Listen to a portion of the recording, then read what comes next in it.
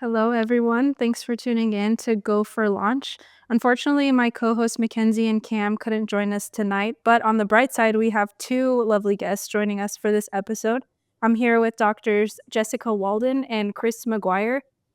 Jess and Chris, it's really nice to have you on the show. Jess is a subject commissioning editor at IOP Publishing, and Chris is an environmental scientist at the California Department of Toxic Substances Control. So, thank you both for being here and welcome. Thank you. Thanks, Audrey. Good to see you. Yeah. You too. Yeah, we're looking forward to having a really cool conversation with you tonight about sort of your paths to where you've gotten a little bit more insights into what it is that you do now, and any advice that you might have for people in our audience who are interested in pursuing careers in STEM. So to kick us off, why don't you both tell me a little bit more about how you got started in science and what drew you to Earth system science? Because I think you both have backgrounds in marine biology. Is that right? I do. So I got started probably just, growing up by the ocean. My grandparents lived in Hawaii, so I just became kind of obsessed with the ocean from an early age. I was a junior lifeguard, and like you mentioned, I have a bachelor's of science in marine biology, so I got that from Santa Cruz, and just kind of that really further stoked the fire, and I'm just an ocean girl through and through. And I wanted to take it to the, I guess, what I viewed as the ultimate culmination of that through a PhD program. So I found an oceanography lab at ECI, and it's where I met Chris. Yeah. Yeah, and for me, I just grew up in an area that's, I guess, very environmentally conscious, near Lake Tahoe. So, ever since I was a kid, we've had the Keep Tahoe Blue initiative, and I just spent tons of time at the lake, in the forests. My parents would take me out hiking. My dad got me into mountain biking really early in my childhood. So if I wasn't at home, I was on the trail doing something. I fell in love with the ocean during my time in the Marine Corps and just being aboard ship on deployments, and really wondering why, like the rest of um, the people in my squadron spent all their time like inside the ship playing cards and stuff, and I was constantly just trying to be out on deck and sight dolphins and whales and see what was going on out there. But unfortunately, I saw more trash than marine life out there, and that's kind of what spurred me to pivot from the Marine Corps into environmental science. Yeah. Nice. So we got a couple of ocean lovers. Both of you were then educated in science and pursue your PhDs in Earth system science. And you've got your jobs now, which I mentioned at the beginning of this show, but you are also business owners. So it sounds like your love of the ocean drew you not only to your degrees, but also to your zero waste market, Ami de la Terre. So do you mind telling us sort of more about that store and what inspired you to open it and how it's been going? Yeah. Man, it's crazy that it's been 2.5 years now, that we've been open. We opened in the middle of the summer between our fourth and fifth year of our PhD program, Brilliant. which was an Good interesting timing. choice. I don't think our advisor was too pleased with that, or anybody in the department for that matter. But we did it out of necessity, I think. Really with COVID, we would go to, the bulk sections at Whole Foods or Sprouts, and get as much as we could that way just to avoid plastic packaging. Because we would see it in our samples, even before either of us really were studying it. We would see it when we were trying to look for phytoplankton, and there'd just be some plastic in there. Um, and so we were pretty adamant on avoiding it as much as we could. And with COVID, when that all shut down, the bulk sections really shut down. We started ordering like 25-pound bags of things into our small on-campus apartment, and that got completely absurd once you get 3. I think that at one point there might have been like 10, Right. 10 25-pound bags of things stuffed into our pantry, and that it was a nightmare. And I think one of us said, "What if we just maybe we should call our friends and see if anyone wants to buy some of this off of us?" And it kind of like spurred a conversation. Yeah, yeah, we were thinking like, "Oh, like, what would it take to start, like, a little campus, co-op?" And we kinda just came up with, like, a list of things where it's like, these are the things that would need to happen, and then we took it, like, one step further, and we're like, "Well, maybe we can go bigger than the campus. Maybe we can do, a section of Orange County and look at a larger community." And that list turned into something that, you put it on paper and you're like, "These are the things that have to happen. There's no way that they are gonna happen." And the entire list fell into place in probably a matter of 3 weeks, and it just seemed like too serendipitous to Mhm. ignore. So we jumped in and got after it. I mean, it was a steep learning curve, knowing nothing about business. Um, Turns out science doesn't train you or business Go ownership. yeah, figure. yeah. But we had the research background, Yeah, so we were really able to figure out everything that we needed to do in order to do it and to do it right. very cool. And so this is a zero waste market, and it's a pantry. I don't know if we talked about that already, but so that means you basically sell like dry goods and oils, and a big part of your mission is to reduce plastic packaging, right?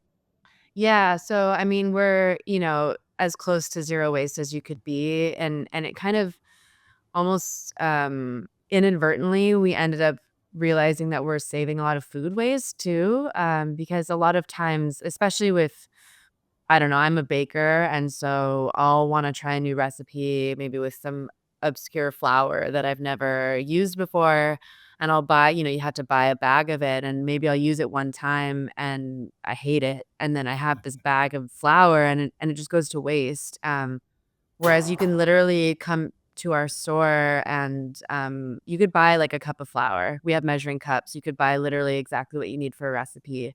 And so it really helps eliminate food waste, but, yeah, our initial mission was eliminating, as much plastic as we could, from what we see as one of the biggest contributions to, the plastic pollution problem is grocery. Yeah, we do quite a bit of work with the Surfrider Foundation here in Orange County as well. And if you've ever been to the beach and done a beach cleanup, most of what you see is single use food packaging. So single use water bottles, um, all your snack packaging for like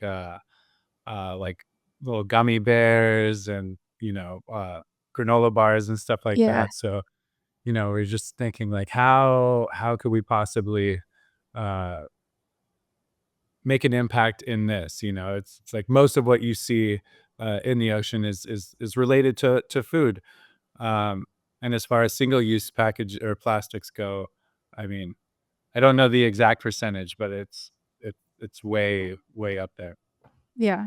Yeah, there's been a lot of talk about microplastics in sort of, I guess, like, pop culture almost, the media. I know even recent research has come out with different findings about microplastics, but it sounds like you 2 have been aware of microplastics for a while. So, can you talk about, how you became aware of it and when it really became obvious that it was a problem? Yeah, mine's interesting. I used to watch this random television channel when I would get ready for school in the morning, I'm talking like elementary and middle school. I think it was called Planet Green, and it was on, I don't know, like, yeah, some 320 channel. And there was this show with Ed Begley Jr., who is this actor, and he lives this really green lifestyle in Studio City, and it was like a reality show, but he was like an eco warrior basically, and I mean, so ahead of, I mean, everybody. It was, early 2000s. Um, and I remember him talking about it, and I remember getting a reusable water bottle, and it was aluminum. It was like one of the first reusable water bottles that I think that were made. They don't make them out of aluminum anymore, really, because it got rusty eventually. Might have been questionable to drink out of, but I remember in 6th grade, I would bring that to school, and I was the only person in my school with that water bottle. And yeah, I think it was organic for me. It kind of became an obsession. I remember I would bring a cardboard box into my high school teachers' classrooms and force them to put their recyclables in it, and then I would take it Yeah. to the recycling center on campus. Like, just kind of I was called a tree hugger in high school. It was a pretty yeah, not super environmentally aware school, but also I think that at the time too, in the even late 2000s, it was not super popular. But that was my origin story, and I met Chris, and he was really into, like, paper recycling, like, it was his, Yeah. like, but I was like, "Man, wait till you hear about Yeah, plastic." yeah. Yeah, so I guess I was a little bit late to the show.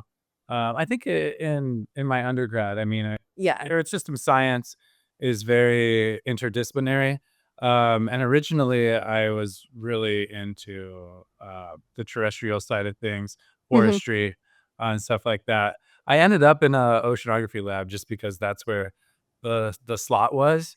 And my task was to uh, do microscopy and count phytoplankton. For me. For her, yeah, she was She was your boss. my graduate advisor. Yeah, like yeah. Um, but yeah, so I mean, I'm doing microscopy. I'm counting phytoplankton, and I keep coming across like all these strange things, and they're fluorescing in wild colors. And then I really started to think, what is this I'm seeing everywhere? I'm seeing more of whatever this is Mhm. than actual phytoplankton in the ocean. And it turns out that it was all microplastics, all microfibers for the most part, which at the time a lot of companies were trying to shift away from the like synthetic fibers and like your fleece outerwear and stuff like that, which is where a lot of it comes from. Um, and yeah, it was just shocking to me that you know I'm seeing more microplastic in the ocean than I was seeing phytoplankton in a relatively uh, you know Small volume. active area of the California coast. That's not like an oligotrophic area. I mean, we've got plenty of plankton here, right? Um, and it was also surprising to me that a lot of it takes the shape of phytoplankton. So you see um, a strand of microfiber, and it would look a lot like maybe a strip of like a bacteria, and you just Mhm. think like, wow, so this is where it is entering the food web at this scale that you can't even fathom, right? You'll Yeah. never be able to see it with your own eyes, um, and it's in very very high concentrations. So What's the circular one? It kinda looks like a pellet, the Casinodiscus, is that what it it is is? very yeah. Yeah, that one looks like a pre-production, Like a plastic nurdle. total, yeah. Oh, interesting. Well, Jess, one of the things, I don't think we touched on too much, but, was your time as a junior lifeguard in Newport Beach. So is that sort of like you live by the beach, you've always loved the ocean. Was that just kinda like a thing you did for fun, or was that related to your, like, tree hugger days and your, passion for environmentalism? It was definitely more so a thing that we do, I guess. My brother did it. It was kind of like I'm lucky my mom had the foresight to say, "If you're gonna grow up by the beach, you should know how to, swim in the ocean." Mhm. And it was a great I mean, I got to spend 8 weeks at the beach, learning how to not drown in big waves, and the cool thing about it, though, was, um, we'd have, like, a snack break halfway through the day, and, before we could go about our day, they would say, "Okay, go around and pick up 3 pieces of trash," and it Mhm. wasn't they specifically said not, what you brought, but go and find other trash, and, it wasn't hard. to find trash. I mean, and Yeah. there were probably 2,000 junior lifeguards out there, and I would say every single kid found 3 pieces of trash without hesitation, Mhm. and so that really stuck with me too, and so, yeah, if anything, that was just another, brick in the wall of my plastic, escapades, I guess. Yeah. Yeah, so it sounds like you both, have this passion for environmentalism, ended up in this oceanography lab, studying microplastics eventually, but this was where you met. You ended up doing your PhD programs together, and then you got married, and then you opened a store together, so now you're business partners together. So, something I'm curious about is how do you, motivate each other through your careers, and how do you sort of balance your relationship with each other's or maybe your common professional goals? Yeah. I mean, on this one, I would say, like, maybe we've just been lucky. Mhm. Like, our personal highs and lows have been out of phase with each other. So when one person is down, the other person's riding a high, and we really try to lift each other up. And that's not to say that we both haven't experienced the lull at the same time and been like, Mhm. okay, we're quitting or we're shutting down or Man, if something I had along a those dollar lines. for every time I was gonna quit the PhD program, I wouldn't have, we wouldn't need to have a I job. mean, that I think that's a standard PhD, Can confirm. symptom Yeah. though, right? Yeah, Yeah. but you push through and you make it happen. But yeah, we were fortunate in that, and I think, just being able to bounce things off each other, we were in it together, and if Mhm. one person didn't understand one particular thing, the other one was there to say, like, "Here's how I understand it," or like, in business, like, if that's something that you can't handle, I'll pick up the slack in that. We've been really fortunate in business where it's like, the things I didn't wanna do, she was willing to do, and vice versa. So, maybe we're fortunate and we're just Mhm. a couple of puzzle pieces that fit together very well. Um, but it's been great, yeah. It definitely Yeah. helped, I think, that we met each other, like, in school. Mhm. So it wasn't like I think it would be harder almost if you were with like, if I was in school and he wasn't or vice versa, to be able to support somebody in a PhD program not knowing what they're going through, I think is definitely a challenge, and so we had I mean, yeah, we had that common knowledge between us, and I think that helped us starting a business together. It wasn't like, "Oh, wow, how's it gonna be working with you?" Like, "Well, I've been working with you the entire time that I've known you." So, it's almost like if we didn't start this business, I'd feel like I didn't see him enough, like, I don't know. Yeah. Um, but, yeah, I think making sure that you can kinda try and pick up each other's slack and yeah, there's still days now where we're like, "Oh my god, this is so hard." Mhm. And we still flip-flop where when one of us wants to throw in the towel, the other one says, "No, I think it's gonna work. I think it's gonna work out." Nice, a lot of good teamwork, it sounds like. Yeah. And, so you owned the store in addition to having other full-time jobs. Chris, you're an environmental scientist, with the state of California. So can you talk a little bit about what it's been like for you transitioning out of academia into this role? And, maybe let us know if there's any advice that you'd have for younger scientists who are interested in a similar career? Yeah, I would say, like, working with the state as the especially in my office, you know, anything that you do, you lean into regulations or laws, like everything is backed up. And that was probably the hardest transition for me to make. Um I mean, I'm sure when we first start reading academic papers, you understand maybe 10% of it. And it's not until you do it for a few years that you can really digest a full academic paper, Yeah. and get good at it and extract what you need to and the useful stuff. Um, and then I get this job and I have to do the exact thing with laws and regulations and lawyers and policymakers, write things entirely different. Mhm. So that was another steep learning curve for me. So I would say, like, I would really recommend that people lean into that interdisciplinary mindset, and really wrap your head around policy that involves the issues that you're concerned with, because it's out there. I guarantee it. I mean, we are coming across things that influence the ocean all the time. Um, we also experience it, like, with Surfrider, um, but at the same time, we're still, like, lost half the time. So we have a long way to go, but I think that is extremely valuable, because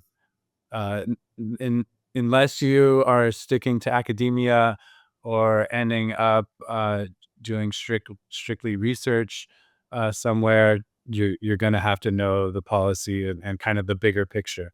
And I think it helps me out a lot.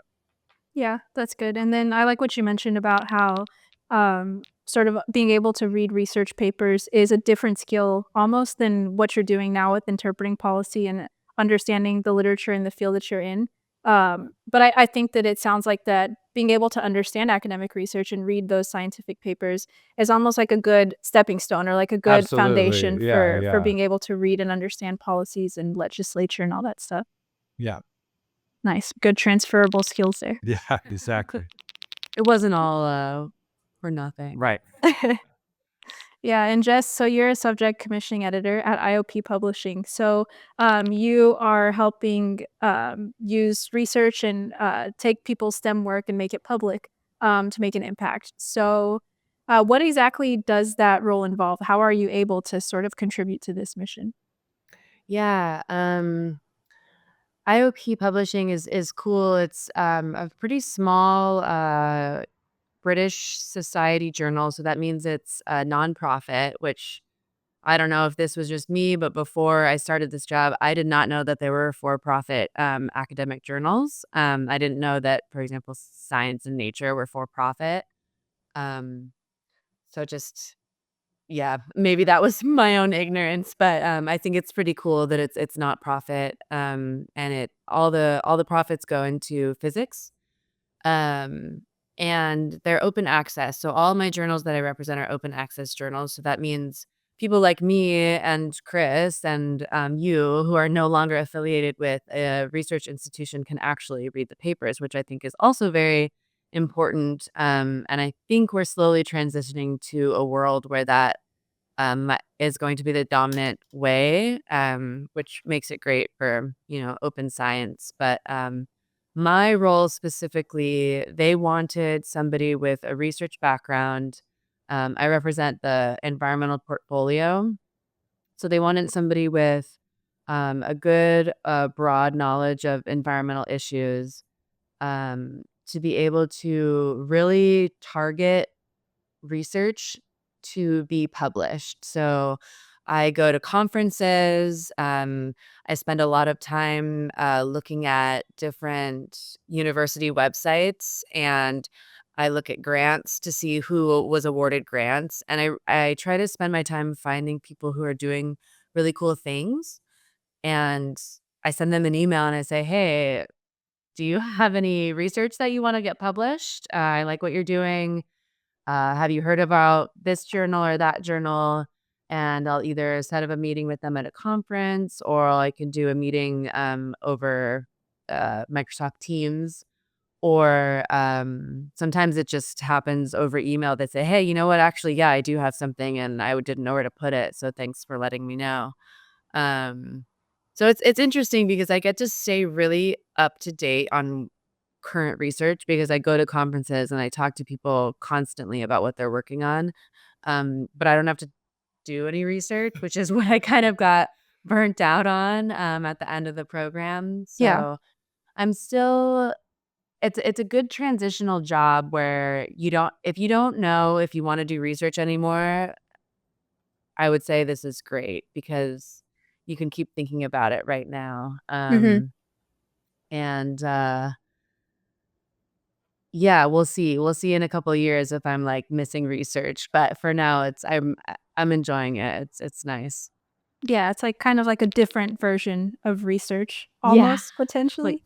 People research. People research, yeah. Would you Very say that meta. there's yeah, that there's any skills, that you learned during your PhD or during your time as a research scientist that have been especially helpful for you in this position? I mean, definitely being able to read research papers and understand what,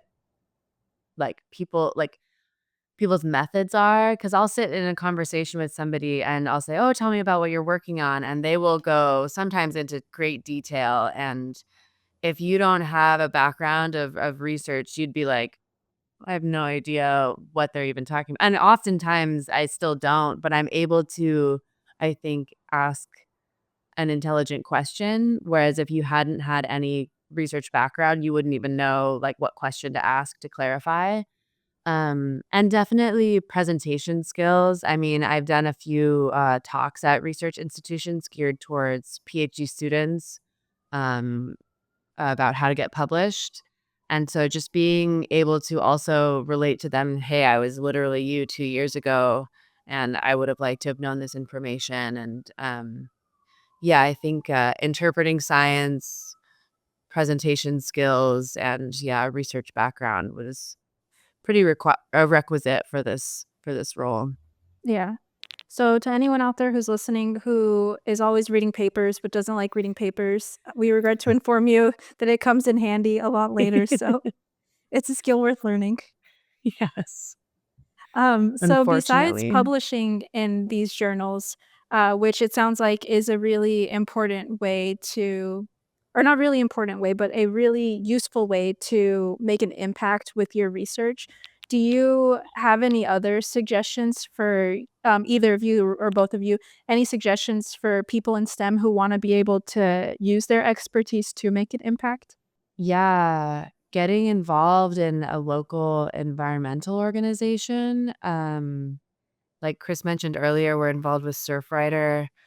They can always use some educated, scientists on their side. I mean, even on the volunteer end, I mean, Surfrider has paid staff of scientists working for them, but, to be a volunteer and have this close, interaction with the public, like at a beach cleanup, when somebody's there and they say, "Where's all this plastic coming from?" It's nice to have somebody there to say, "This is where it's coming from.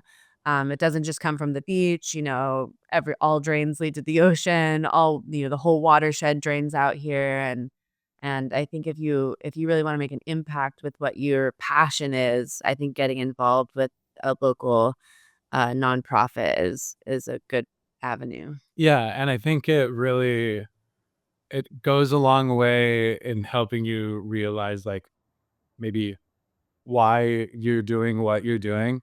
As scientists, we get so hyper focused on, like, where am I trying to take my research, or where is my field going? And we kind of get stuck in our little bubble of scientists, or our professional organization. Step outside of that box, and Mhm. get involved in, like for me, like environmental justice, or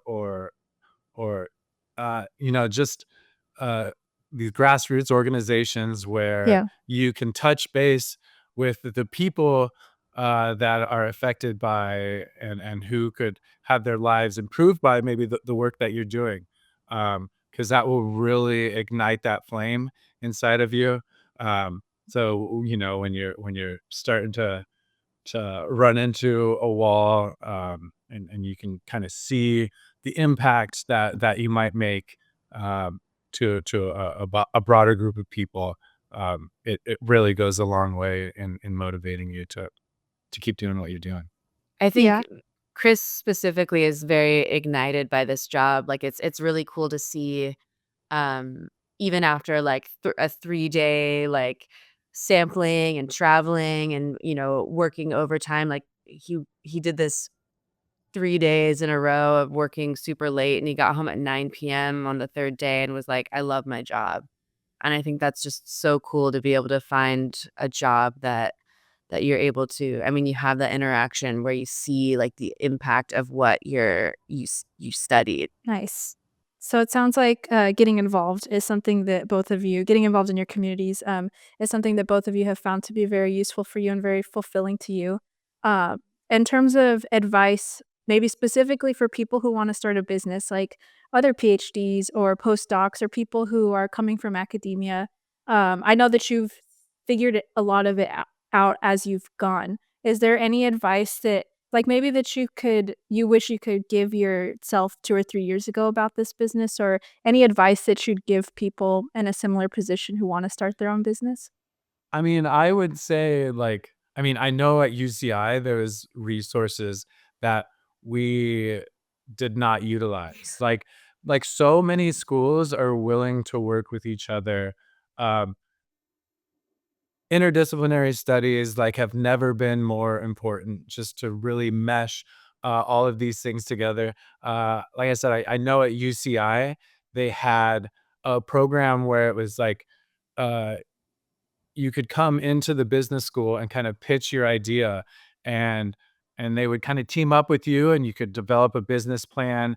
You could come with up with ideas to apply for grants, and that's where you're gonna get funding, and just leverage those systems. The more you know about operating a business before you decide to say, I'm gonna just do a business, the better off you're gonna be.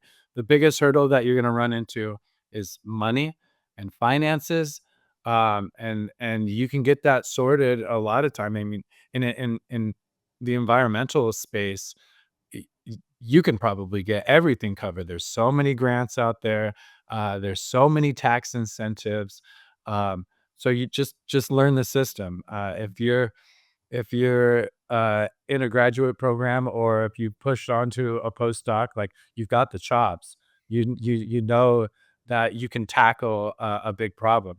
It's just, uh, having the foresight, looking ahead, um, and kind of backwards planning, before you actually make that leap, to do it. Yeah, we should have written some grants for sure. Yeah, I think, especially thinking about, like, the state that you live in. I mean, we're in California. Of all the states that could have probably had some sort of program for a green business or a yeah, I regretfully did not look into any of that before. Well, and to, like, our defense, it's like we're like, "Oh, we're doing something so small, it's Mhm. community level, Right. it's not gonna have the impact, that might be required to get a grant." But now we're at a space where it's like, we're ready to ramp up, and we're ready to take it throughout the state, and, Exciting. and it's like, had we applied for grants, maybe we woulda had the money, and maybe this all could have unfolded, uh more easily. Yeah. Yeah. That's good advice and hopefully something that, our listeners can take advantage of. I know that it's really easy when you get to, I guess, get to where you're going or at least to the next step on your journey to look back and be like, "Man, if only I had known these things." But, Yeah. um, we're here to share the wisdom and to share the wealth of knowledge and hopefully save some people a little bit of hassle down the road. Yeah.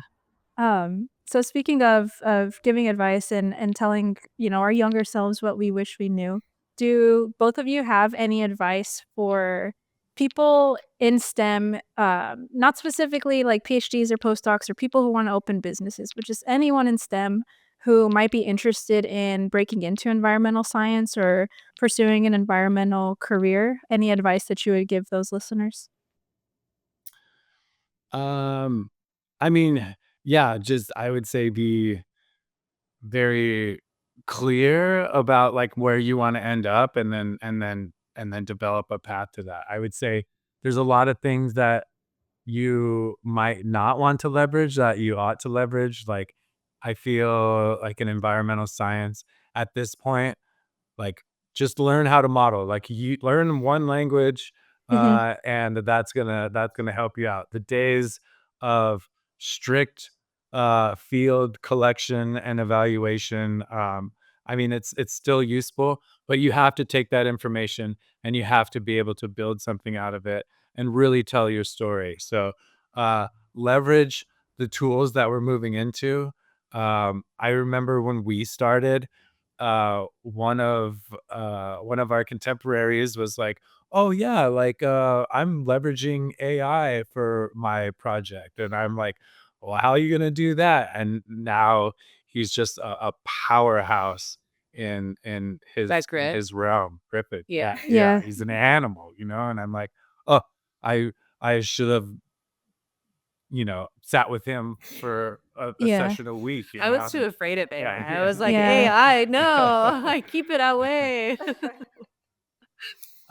So yeah, I guess long story short is know what you want to do, and then maybe just try something that you're uncomfortable with. Mhm. It's only going to be uncomfortable for a while, and you'll start to pick it up, and things will be good, and you can really leverage those tools.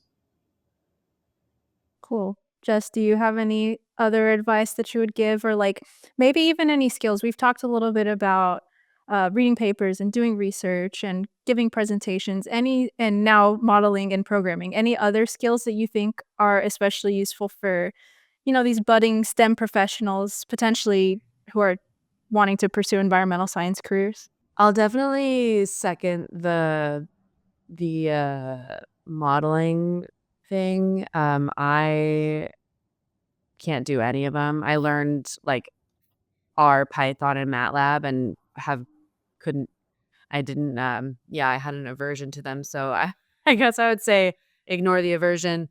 But besides that, I really think being able to translate science into, for lack of a better word, like layman's terms, or Mhm. like just to be able to interpret science is going to go beyond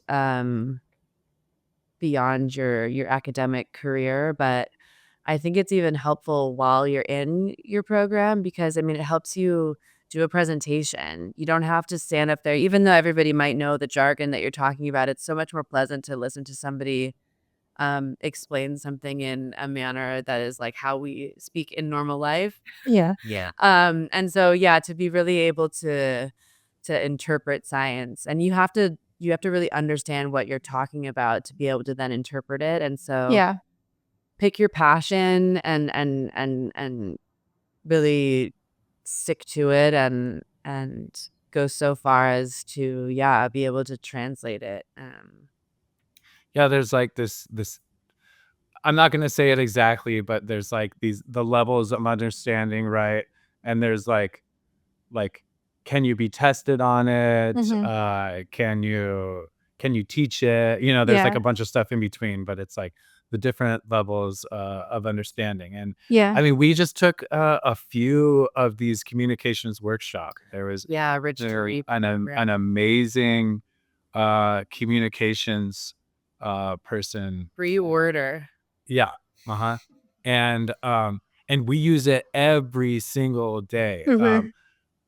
Most of the people at I mean, we had features in LA Times about our business, and what really made people interested in what we were doing was the background that we had and Yeah. how we turned that into action, and what we were doing. But so people come in and they want to talk science, Yeah. and sometimes it's like, oh, like I want to talk about the chemtrails in the sky today. And it's really helpful to be able to navigate those conversations Right. and not come from like like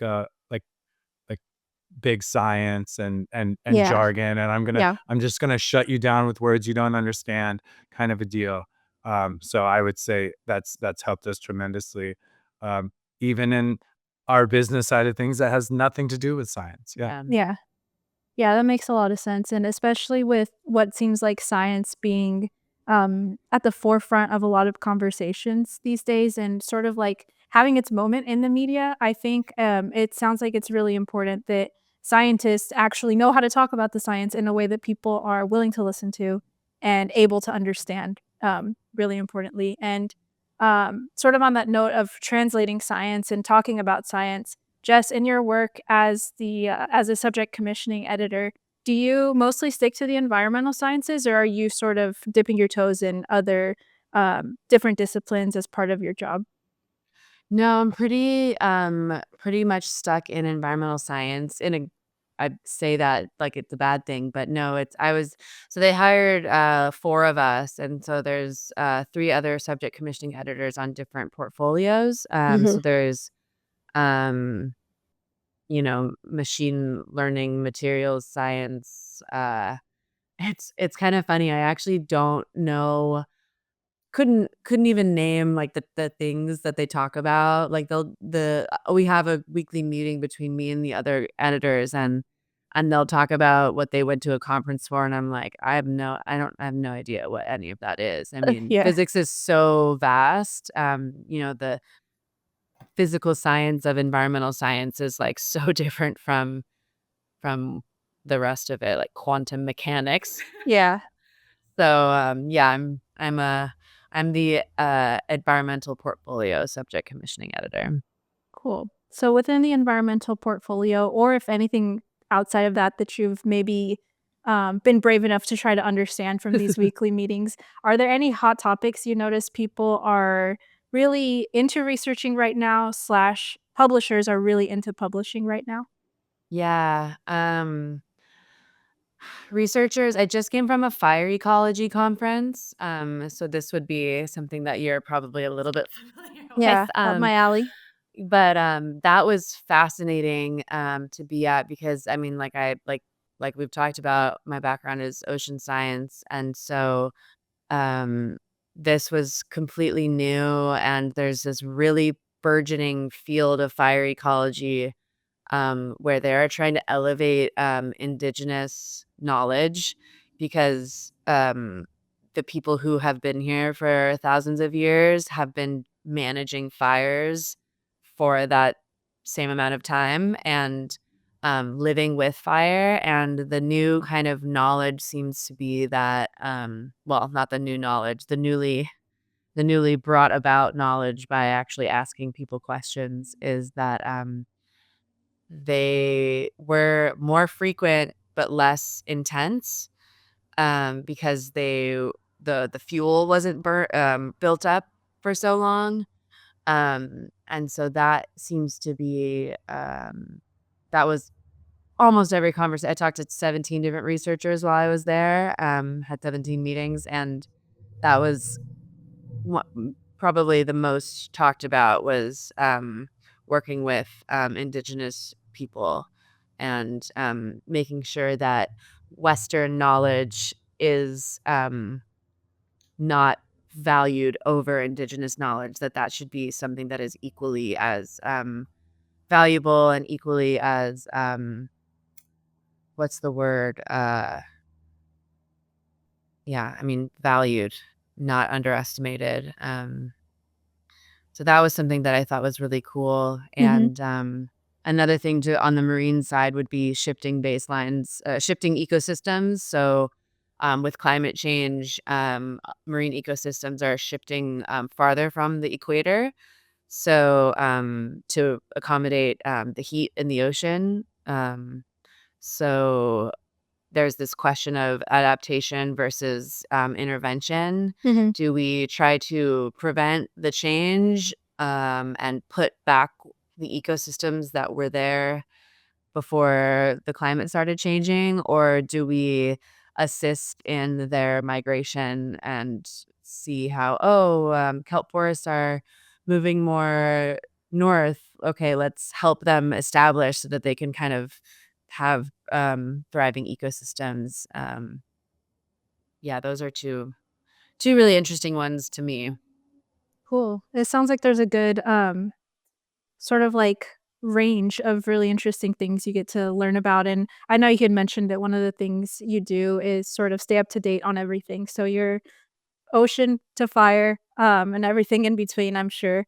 It's really cool to hear what are the hot topics in environmental research today. Yeah. And Chris, I know that you're fairly new in your role at the California Department of Toxic Substance Control, but is there anything that's particularly like piqued your interest since you've been there? Anything you're really looking forward to getting to work more with? Um, no, just some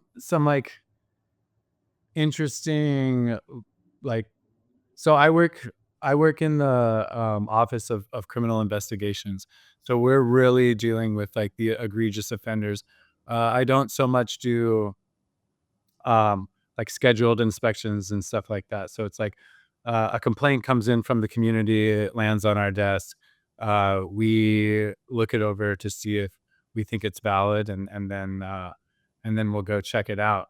Right now, there's like a really big initiative to kind of keep track of metal recyclers, because what we're kind of seeing, or what we're kind of suspecting, and there's been some legislation passed in the last session here in California on it, uh, is that you know in the process of recycling and reusing and trying to be good stewards of our earth, and reprocessing aluminums and steels and all of this material for reuse.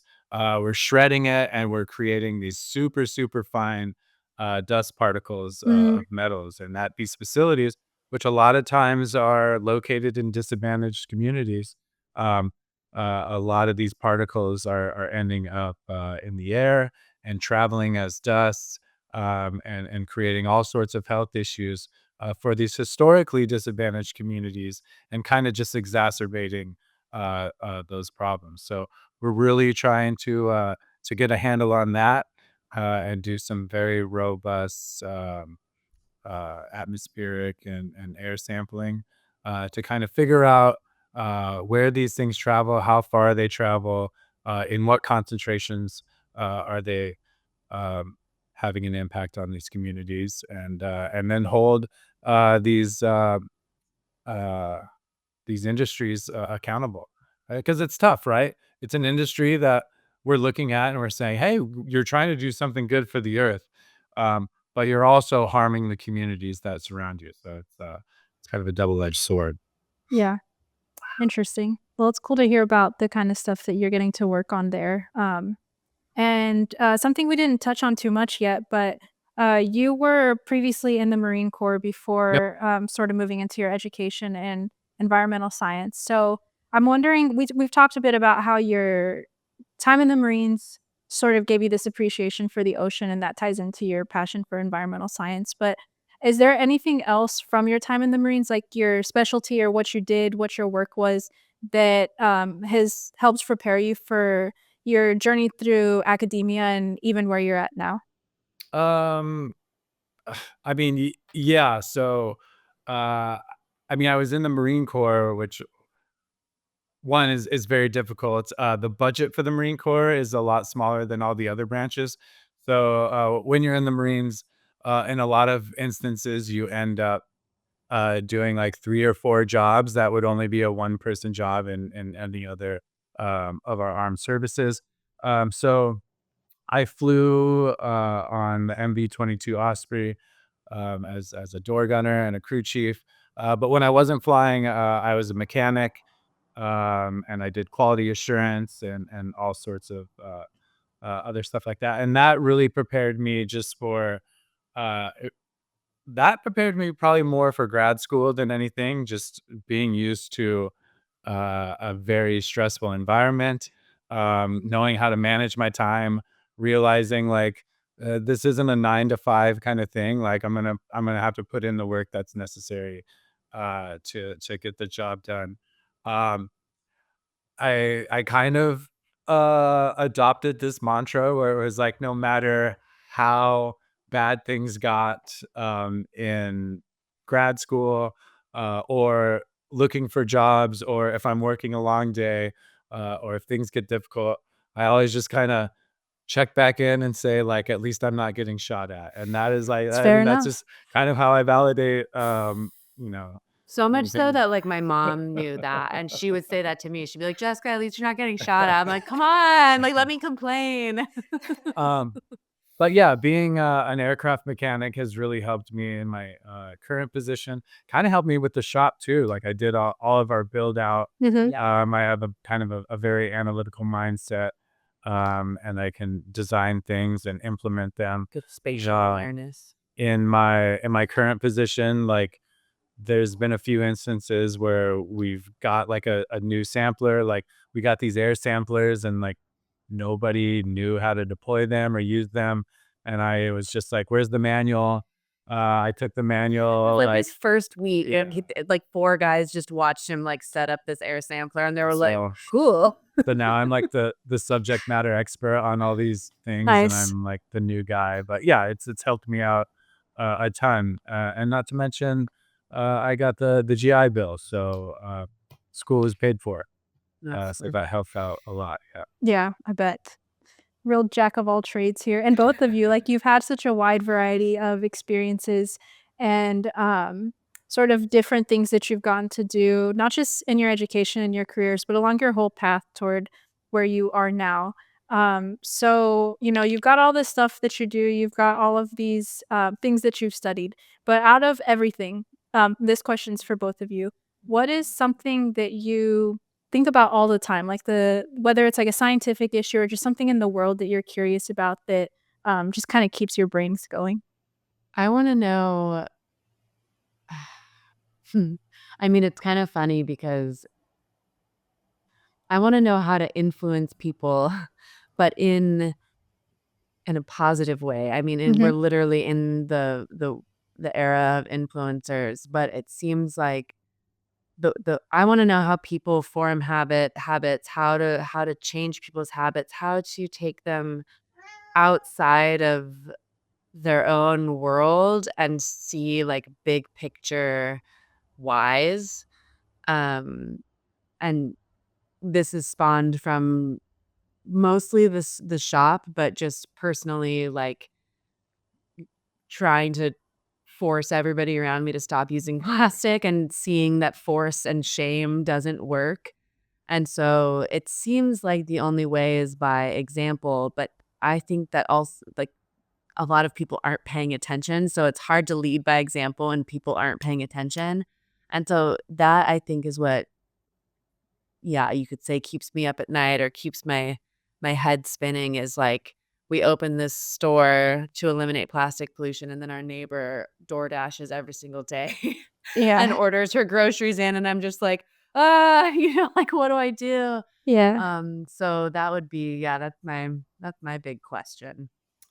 Um, yeah, for me, it's probably bridging the gap between science and policy.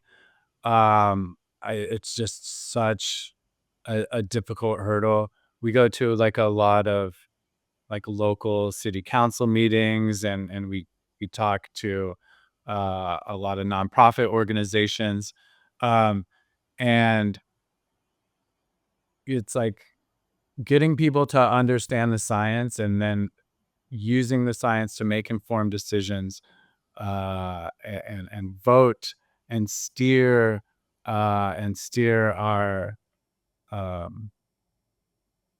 our future. Like Yeah. get us going in the right direction, and to think critically and to make up their own decisions. I mean, so much of the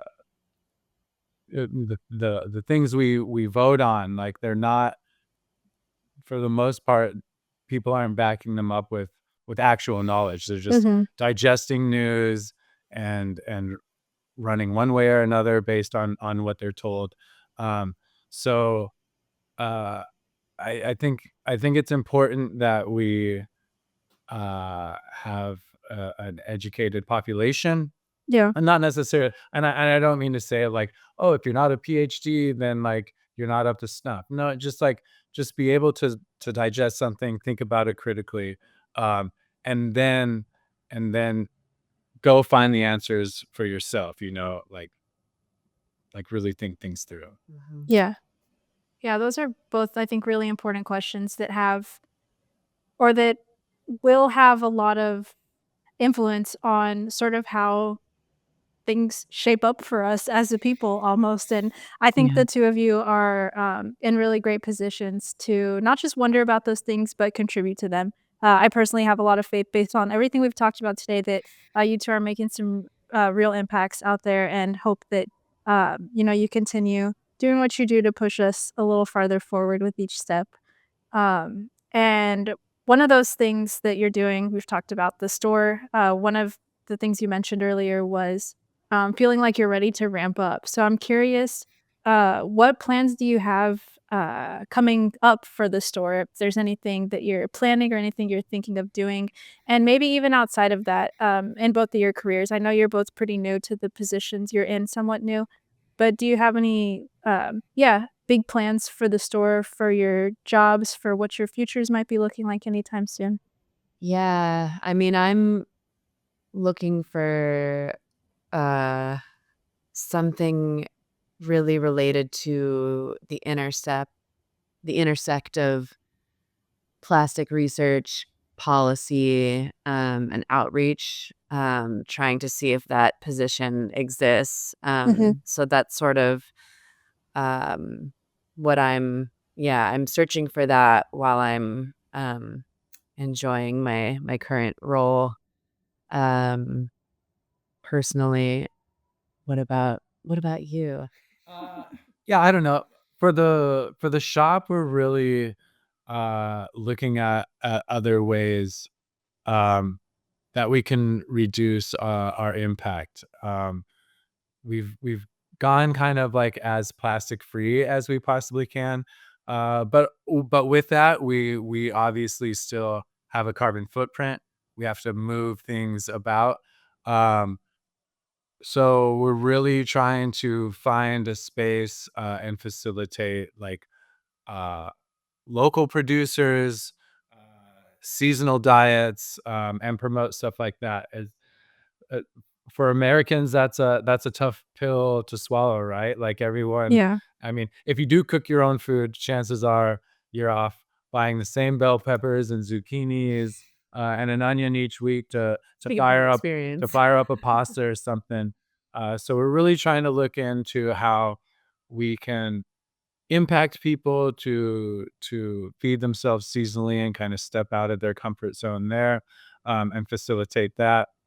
Um, and we also have a unique opportunity where we might be partnering up with a budding EV charging startup Mhm. where they want to kind of buy up uh, some smaller strip malls and co-locate some fast charging stations on heavily traveled EV corridors and Cool. co-locate those with sustainable businesses.